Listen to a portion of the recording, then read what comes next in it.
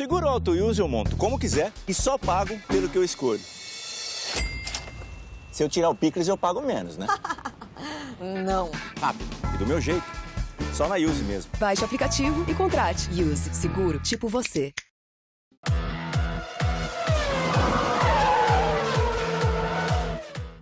Fala aí pessoal, bom dia GP às 10, tudo bem? Semana do Grande Prêmio do Japão, então vamos falar hoje do Grande Prêmio do Japão mais bacana de todos aqueles que eu me lembro.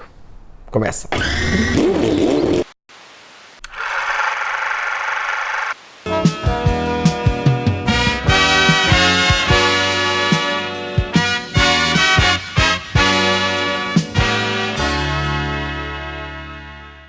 Pois é, eu não vou nem fazer muito mistério não. 1990, o Grande Prêmio do Japão mais espetacular de todos, e vocês vão entender por quê.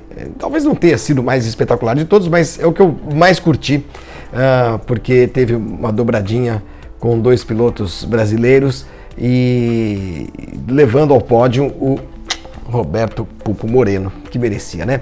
Mas antes de falar desse Grande Prêmio do Japão 90, é bom a gente lembrar que o Grande Prêmio do Japão, em Suzuka, ele é quase sempre, ou foi quase sempre, uma corrida decisiva do Campeonato Mundial, porque fazia parte sempre dessa reta final, né, das últimas duas provas, era Japão e Austrália, sempre para acabar o campeonato e tal. Então muitos títulos foram decididos lá, inclusive 4 títulos dos pilotos brasileiros que foram resolvidos em Suzuka, né? Em 87, o Piquet foi campeão no Japão, não precisou nem da corrida, né? Vocês se lembram, ele chegou a Suzuka com 12 pontos de vantagem para o Mansell, seu companheiro na Williams, mas o Mansell bateu nos treinos livres e com dor nas costas e tal, foi vetado para a corrida e vetado para a prova de Adelaide também, né? Na prova que encerrava o campeonato. Então, com essa vantagem, naquela época o vencedor ganhava 9 pontos apenas, a vantagem foi suficiente para que o Piquet conquistasse o título antes mesmo da largada da corrida. O Mansell não participou nem da classificação e o Piquet foi campeão, portanto, na véspera, conseguindo seu terceiro título mundial pela Williams. Depois, em 88, o Senna foi campeão no Japão também, naquela que eu considero que é a maior corrida da vida dele. Ele largou, estava na frente, largando na pole, acabou, o carro deu uma engasgada, ele caiu para 16º lugar e tal, foi se recuperando. Na metade da corrida ele passou o Prost, que era o primeiro colocado, ganhou e conquistou o título mundial com, eu tinha anotado aqui, com 87 pontos, os pontos que ele atingiu, ele já não poderia mais ser alcançado, poderia ser alcançado pelo Prost em Adelaide, mas ganharia no critério de desempate, por isso ele resolveu matematicamente a questão em Suzuka. Em 90, tivemos também a decisão do título a favor do Senna, naquela famosíssima batida da largada, ele batendo no carro do Prost, o Prost da Ferrari, ele na McLaren. E em 91, no Japão, o Senna, também no Japão, o Senna conquistou o seu tricampeonato, os 3 dele lá no Japão em Suzuka, quando o Mansell, que o perseguia na tabela, rodou e abandonou a corrida e o Senna, portanto, foi campeão sem precisar sequer ganhar a prova, né? Todo mundo se lembra, ele acabou deixando o Berger levar a vitória. Agora, o Grande Prêmio do Japão de 1990 teve esse que a gente falou, que deu o título ao Senna e tal, teve uma dobradinha brasileira muito improvável, né? Piquet em primeiro e Moreno em segundo. E por isso que essa corrida acabou entrando para a história, foi o único pódio do Roberto Moreno. Tô até com a camisa dele aqui, ó. Mas na verdade a camisa da Andrea Moda, eu já usei essa camisa em algum vídeo, né? Deixa eu mostrar para vocês, peraí. Que demais, né?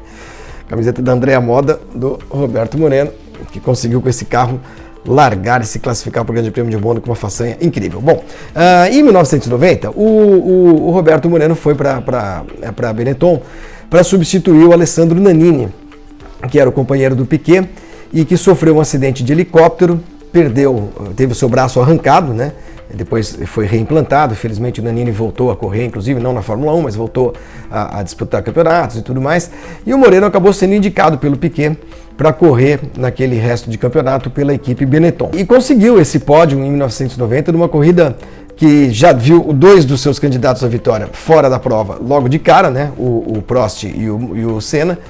O Berger depois também abandonou e o Mansell, quando passou a liderar a corrida, ele era o outro piloto da Ferrari, na saída de um pit stop ele quebrou o câmbio simplesmente para sair da troca de pneus. O Moreno, o Piquet e o Moreno, que não trocaram pneus, não eram obrigados naquela época, acabaram assumindo a liderança, né, as primeiras posições, e chegaram em primeiro e segundo. num dia que teve um pódio espetacular, porque além do Moreno e do Piquet, teve também o Aguri Suzuki, piloto japonês, piloto da casa, conseguindo o pódio no Japão. Foi uma festa absurda, né, nas arquibancadas de Suzuka, com um carro que, putz, quem queria apostar que o Suzuki iria chegar no pódio em Suzuka, né? Um carro que era Lola, com motor Lamborghini, que vivia quebrando, e ele conseguiu assim o terceiro lugar. Estou vendo aqui a classificação dessa corrida, eu vou virar o rosto aqui um pouquinho. Piquet primeiro, Moreno em segundo, a 7 segundos de diferença, e o Suzuki em terceiro. Aí nós tivemos o Patrese em quarto, o Butsen em quinto, os dois pilotos da Williams.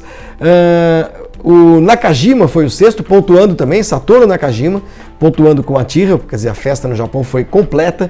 Larini em sétimo, Martini em oitavo, Larini da Ligier, Martini da Minardi, Alex Caffi em nono e Felipe Alliot em décimo da Ligier. Se tivéssemos a pontuação como hoje, esses seriam os 10 pilotos que iriam marcar pontos e foram os 10 únicos que terminaram a corrida. Todos os demais abandonaram. Era uma época em que se quebrava demais, era um negócio incrível o que a gente tinha de abandonos e tudo mais. Então foram 10 pilotos só que chegaram até o final e o Aguri Suzuki foi o terceiro lugar. Então a festa do Japão naquele fim de semana foi muito bacana, foi muito bonita e teve festa também pelo título do Senna, né? Porque o Senna, como todo mundo sabe, era muito querido dos japoneses, corria com motor Honda, então, como eu disse, a festa foi completa. Título do Senna, vitória do Piquet, segundo lugar do Moreno, terceiro lugar um pódio do Aguri Suzuki, e isso fez esse grande prêmio no Japão, para mim, o mais legal de todos os tempos. Lembrando que Suzuka faz a Fórmula 1, recebe a Fórmula 1 desde 87, só não teve corrida em 2007 e 2008, quando a prova foi para Fuji, né, pista da Toyota, depois voltou para Suzuka e lá está. Não vamos ter decisão de título nesse fim de semana, porque matematicamente falando agora não é possível mais, a corrida acontece ainda nessa reta final, depois do Japão a gente tem México, Estados Unidos, Brasil e Abu Dhabi, quer dizer, são 100 pontos em jogo, mais de 100 pontos em jogo. E por isso não vamos ter definição matemática nessa prova. Mas é uma prova que é sempre muito boa, muito bacana, conta com um público muito apaixonado e tomara que a gente tenha de novo uma corrida espetacular, como muitas têm sido nessa temporada. Será que a Ferrari mantém, né, a sua reação? Será que a Mercedes, a Ferrari reage e perde a última corrida, né? Mas a gente já percebeu que reagiu. Será que a Mercedes volta a dar um nó na equipe italiana? Vamos ver o que vai acontecer. Quarta-feira a gente volta para falar um pouco mais com as últimas notícias desta semana, tá bom? Valeu, boa semana para todo mundo. Tchau, tchau.